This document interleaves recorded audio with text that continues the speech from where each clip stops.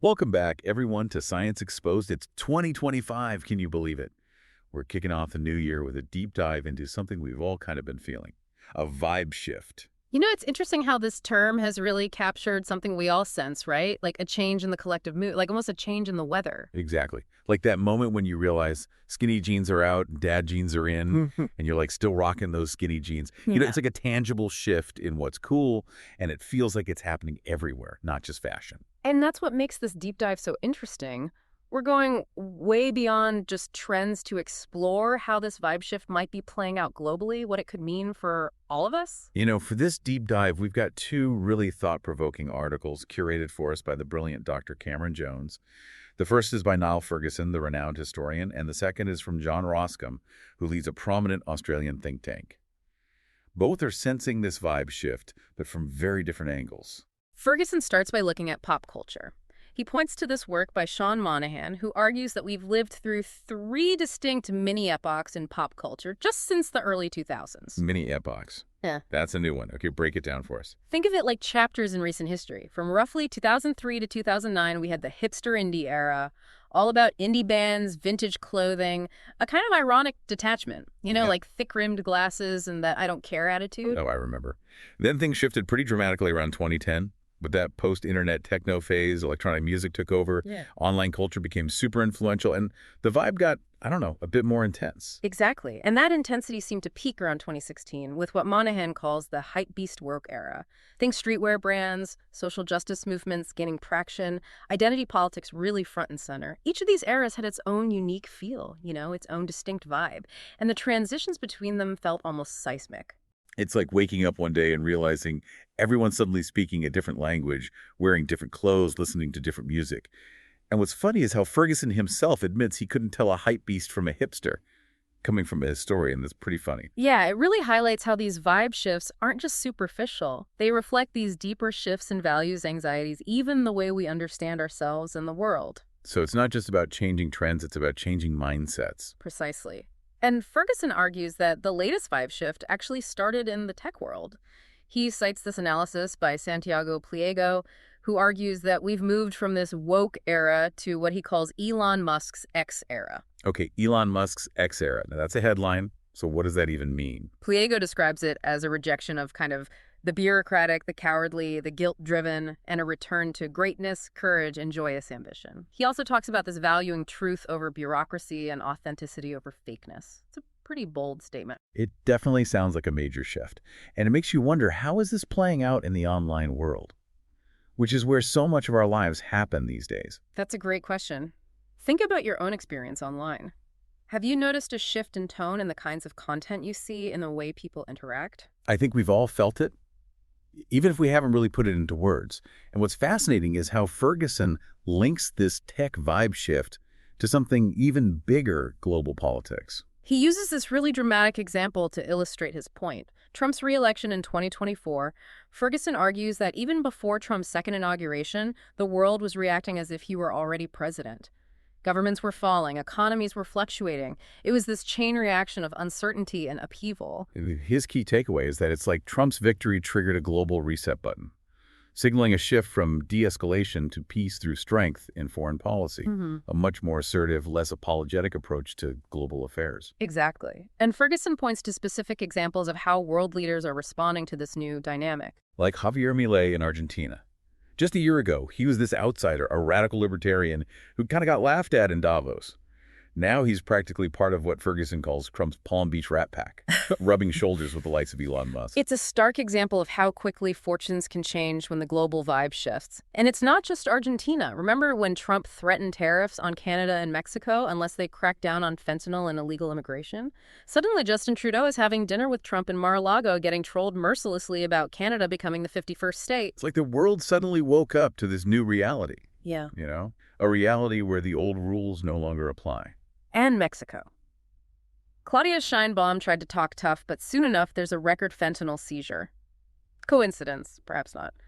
It seems the vibe shift has a way of prompting action, whether through cooperation or coercion. And then there's the European Union.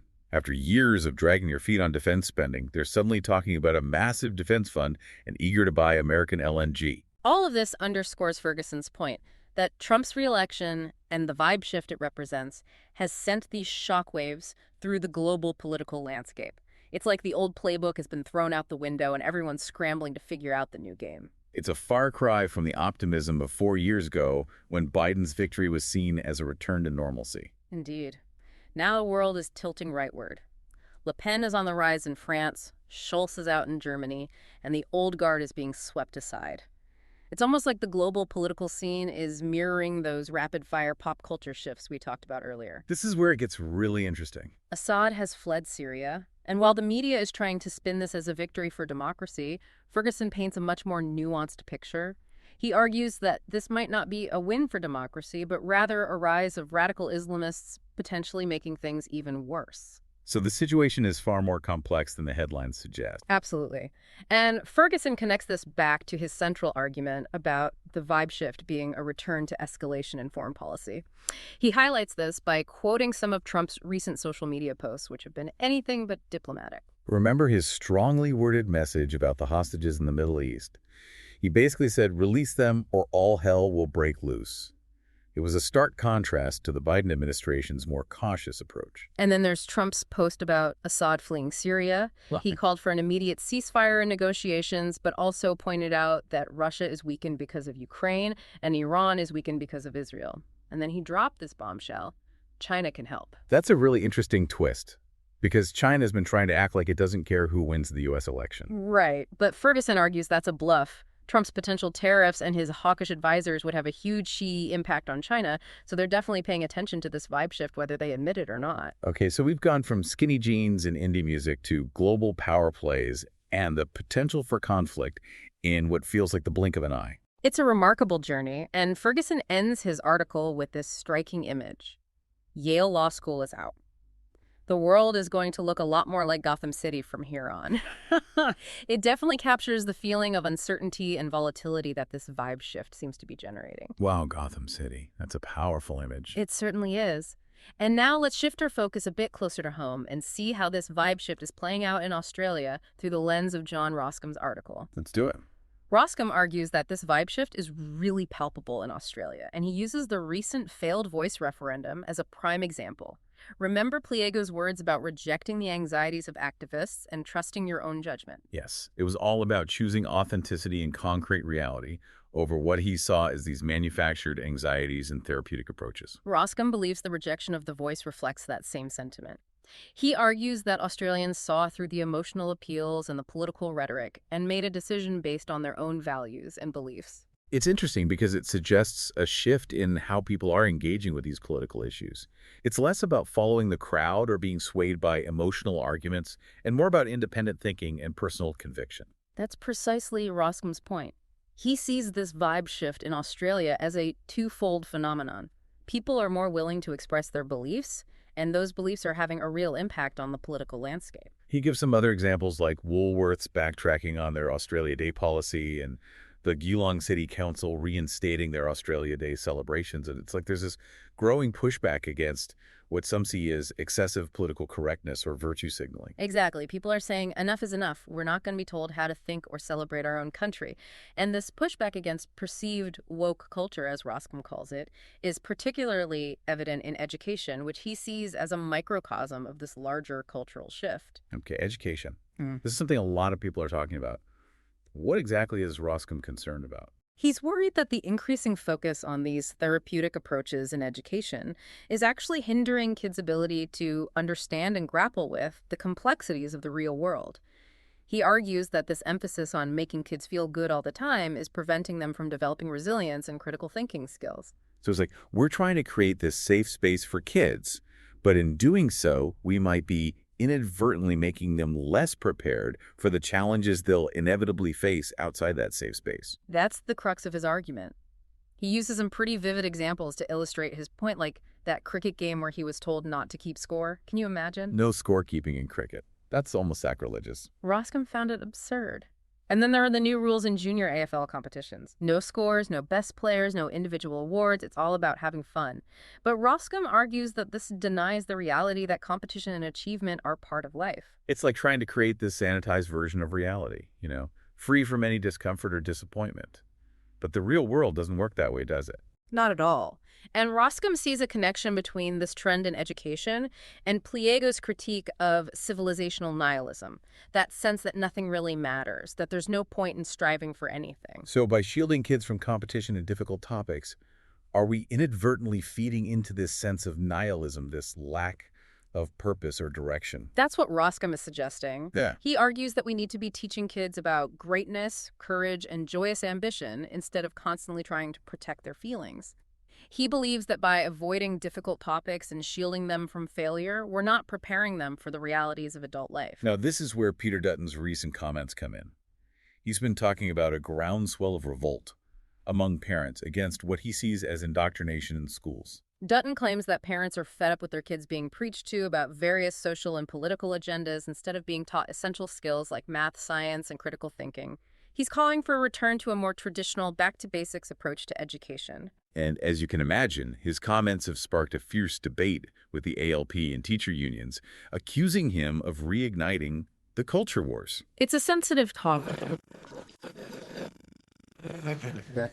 This sense that people are questioning authority, challenging conventional wisdom, and demanding more transparency and accountability from institutions, including the education system. It's about feeling empowered to speak up and have a say in shaping the future, not just for ourselves, but for our children and for generations to come. Absolutely. And it's fascinating how this vibe shift is playing out across so many different domains: pop culture, technology, global politics, and even something as fundamental as education. It really does feel like a sea change is underway, like the world is waking up to a new reality and trying to figure out how to navigate it. It's a time of both uncertainty and possibility, a time of disruption and renewal.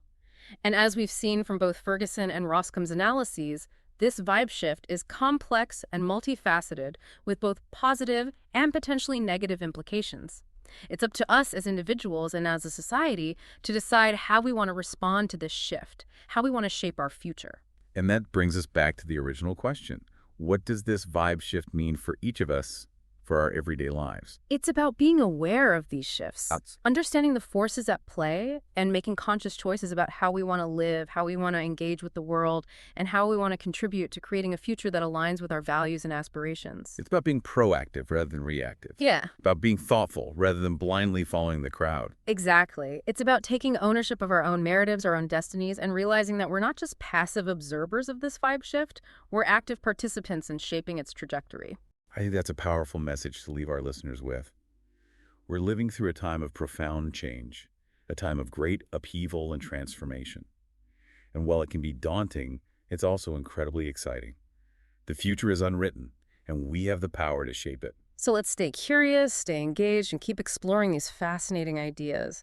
Because the more we understand about the world around us, the better equipped we are to navigate its complexities and create a future that we can all be proud of. Welcome back to Science Exposed. We've been on quite the journey with this vibe shift. From skinny jeans to global power plays to the heart of the Australian classroom. It's been fascinating to see how these shifts kind of ripple across culture, technology, and even our own personal lives. Exactly. And speaking of personal lives, we've talked about the big picture stuff. Yeah. But what does this vibe shift actually mean for the average person? For you and me? That's where it gets really interesting, I think. Both Ferguson and Roscoe, in their own ways, suggest that this vibe shift runs deeper than just trends or headlines. They're saying it's a fundamental shift in how we see the world ourselves, our place in it.